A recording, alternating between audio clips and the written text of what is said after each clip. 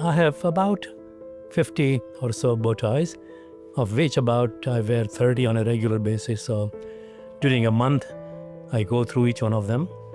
I like bow ties because they tell people to say, look at me, because it really focuses on the face and not on the rest of the body. Over the years, it has become my trademark. One day when I had gone somewhere for dinner and did not wear a bow tie, one of my guests said, "What happened? Are you okay? How come you're not wearing a bow tie?" So clearly, people don't recognize me if I don't have a bow tie.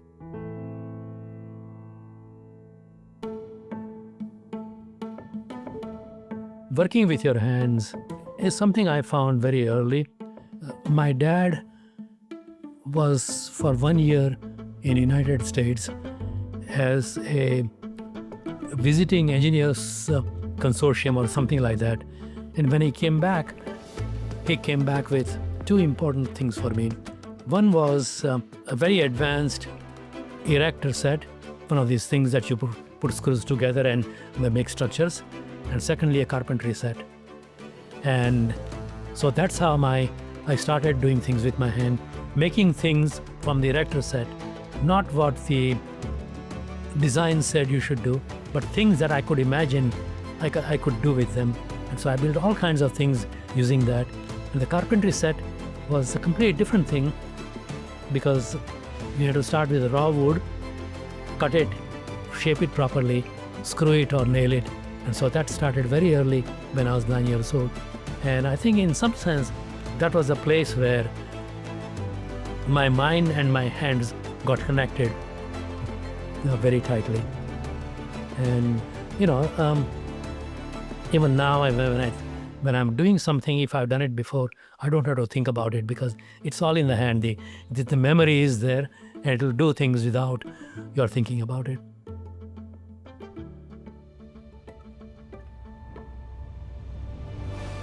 While my mother tongue is not English, it's Gujarati, my dad, being an engineer, realized that if you want to succeed in current life, you have to be able to speak English or some language in which technology exists fluently. So I was required to read short stories out of Times of India and every night explain to my dad what it said. The 1945 atomic test, Trinity, was reported in newspapers all over the world, and it was also printed in Times of India, and I was 6 years old. So this was a story I read about atomic tests, saw the nice picture of the mushroom, and I couldn't understand what was going on. And it just totally fascinated me that this small amount of uranium could generate so much energy. Took me many, many years later to learn all about atomic fission, but it really stuck in my mind. What it told me was that you have to know your fundamentals reasonably well, because if you know your fundamentals, then you can understand things that are around you, and then you can ask the right questions. One of the things that is sort of strange and different about my young life than most other people, I did not go to a formal school until I was 10 years old. It's primarily because my dad, being in government service, he was moved from place to place every 3 years. I was taught at home by my father, who taught me mathematics, and by tutors who did everything else. But the important thing was my dad would give me problems in mathematics, which I was supposed to solve over a period of time and give him the answer. So clearly, there was this quantitative way of thinking. My interest in science and mathematics comes from the simple thing. Both science and mathematics come to me very easily. Doing science was fun. I hate reading. Things that don't interest me. That is not to say I don't read. I read a lot, but I read junk books. I don't read biographies. I don't read history. Not because it's not interesting, but it does not somehow lead me to imagining things that haven't happened. History is all things that have happened, and you can't change it. But if you read junk books, you know something either hasn't happened or somebody has crazy ideas. So clearly, it's a escape into things that you don't know. My view is whatever you are doing, if you're not having fun, don't do it, because you will not put your mind into it, and that's a killer. Coming back to why I'm in science as opposed to anything else, my dad said, you should go into engineering. I was not terribly happy with it, but it gave me a good thing to aspire for. My dad, when he went to engineering school, he graduated magna cum laude in his final year. And I said to myself, I'm going to do one better than he. I'm going to do magna cum laude in every single year of that, which I did. When I finished my bachelor's degree, all I wanted to do was to go to Indian Foreign Service. You had to be 23 years old to take the competitive exam. I'm not yet 20. So I said, well, what do I do? And my dad said, look, why don't you go to the US, get a PhD and come back. You can get PhD in 3 years. I said, that sounds good. That's how I ended up at Stanford. And the best thing that happened to me there was when I started on my PhD course, my PhD supervisor didn't say, here is a set of problems that I'm interested in. Pick one. He said, what do you want to do? And that was probably the best thing that happened in my lifetime. Very early I understood that finding the right problem is the key.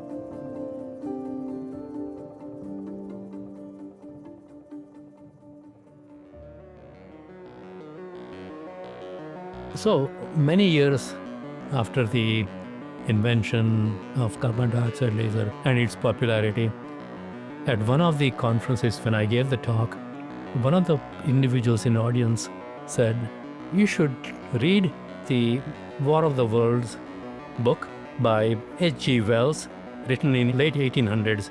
And there is a chapter in there which seems to describe carbon dioxide laser perfectly.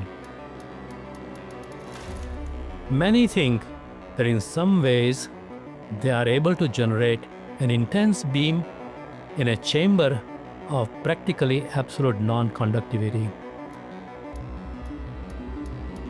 The field of lasers had just started when I got to Bell Labs. My PhD dissertation had nothing to do with lasers. So for me, it was a complete change. And when I got to Bell Labs, my supervisor asked me, what do you want to do? This was Bell Labs, where people were supposed to find their own problems as opposed to solve problems that were handed down from somebody high up, which was sort of unique. And I came to understand why it was done that way. It looked for people who had imagination rather than solving skills. Anybody can solve a problem if it is posed to them, but to find an important problem is a hard thing to do. And so I told him I wanted to do laser spectroscopy in the infrared. It became very clear that lasers had promised all kinds of things, but in 1961, there were no lasers that could provide any of the advantages, any of the great things that lasers were going to do. And so that's how I got started. It took me 3 years to get to the point where I finally realized that most people were pretty much on the wrong path, in that by the time 1964 rolled along, the entire community of lasers was working on solid-state lasers. And so that I was a sort of lone outlier who was working on gas lasers. And I recall in end of 1963, my supervisor said, why are you working on gas lasers? Nobody else is. Obviously, it's obvious that solid-state lasers are going to make it. I told him, give me a year and either you'll be sorry or I'll be sorry. And it turned out that what I had in mind did pay out.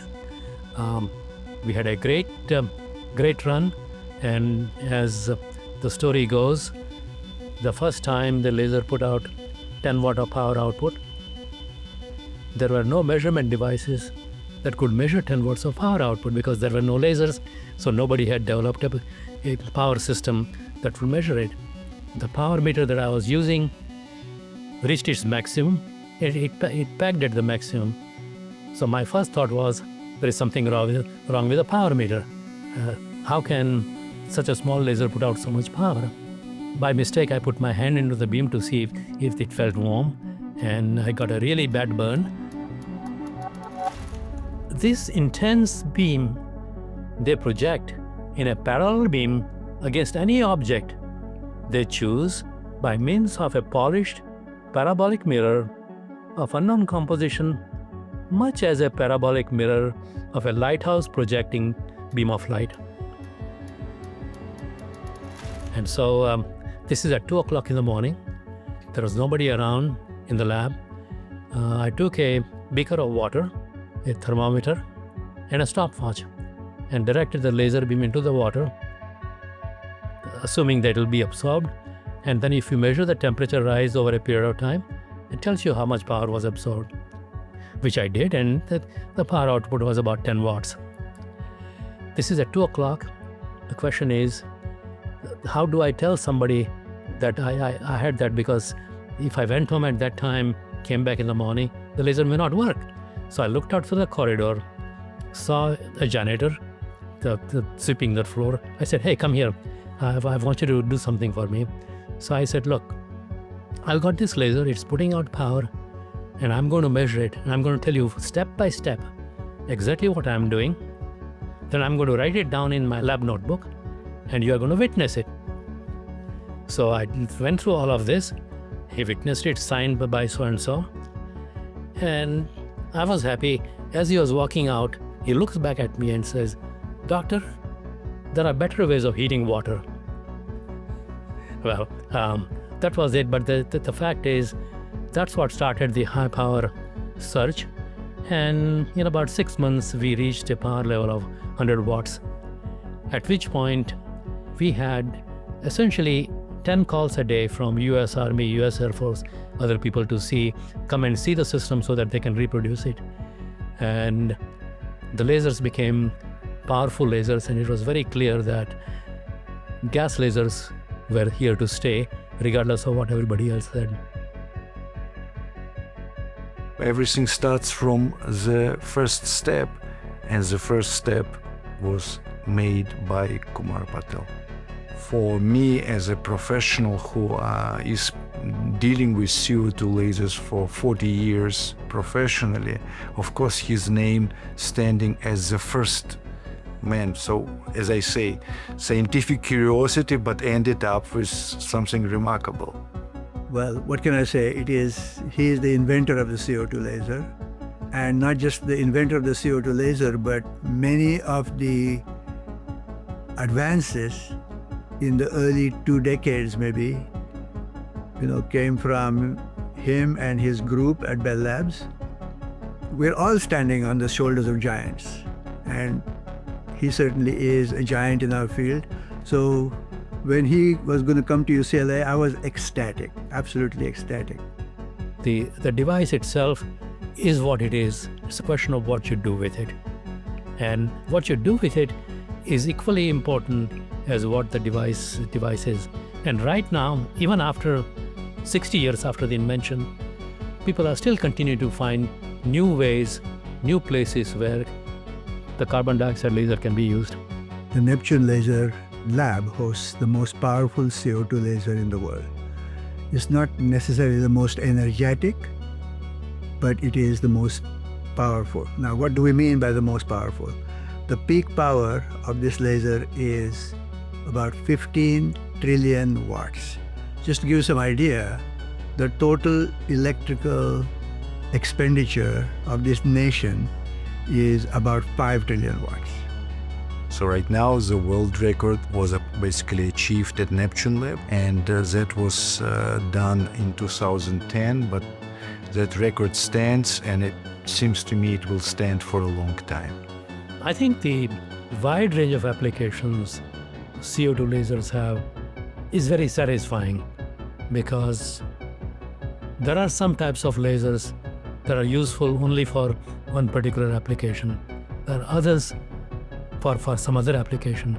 But having a wide range of application does two things. One, it shows you the importance of infrared as opposed to visible or ultraviolet light. Something even you can't see, but still, as H.G. Wells said, it vaporizes metals, it vaporizes water, cuts through everything. So in a sense, it's doing everything that H.G. Wells imagined. Burns, cuts, welds, vaporizes, and there's a range of applications in between. What it does is it forces people to look at other applications that don't exist yet. Whatever is combustible flashes into flame at its touch. Lead runs like water and softens iron, cracks and melts glass, and when it falls upon water incontinently, it explodes into steam.